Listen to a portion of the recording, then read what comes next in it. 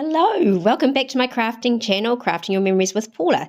Today we're going to look at all of the free scrapbooking patterns that are available on the Close to My Heart website. Now you may not be aware, but when we do run a scrapbooking workshop, we have the instructions online and able to be downloaded as a PDF file. So what I am doing today is just going through one of the Hope and Kindness scrapbooking patterns. There is 6 double page layouts on offer on the website, and if you're not interested in the paper itself, you can still download the pattern and use the pattern with your own bits and pieces.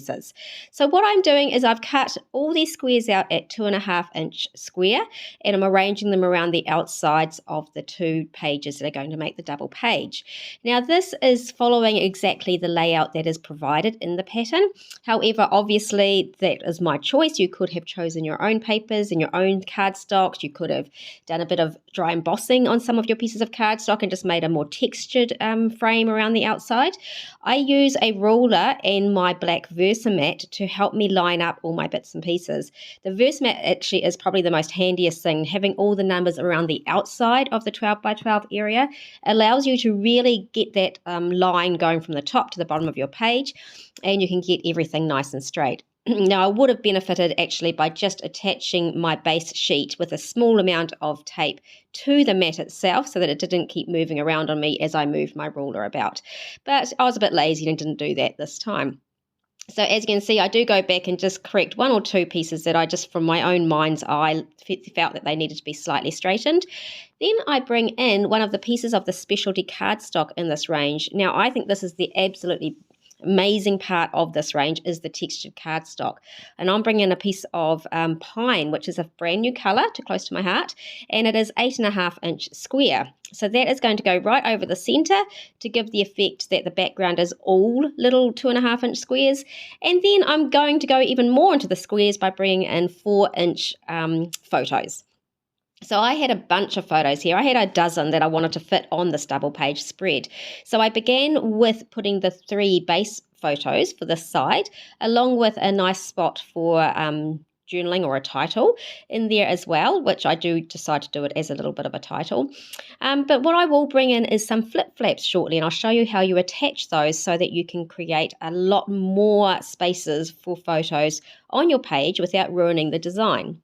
So first off, I'm just creating my own little journaling, title spot here, a little bit different to what the pattern suggested.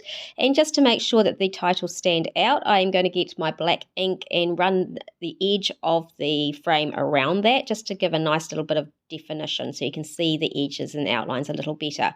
I also bought in a sticker that was the same sort of space and spacing size as the rest of that piece. In this range, we actually have a couple of sheets of pocket cut apart pages, and that's where I got those little mini titles from.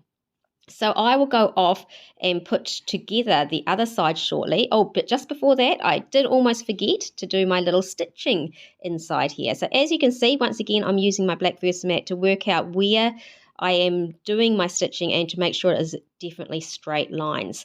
I could definitely have got out my sewing machine at this point.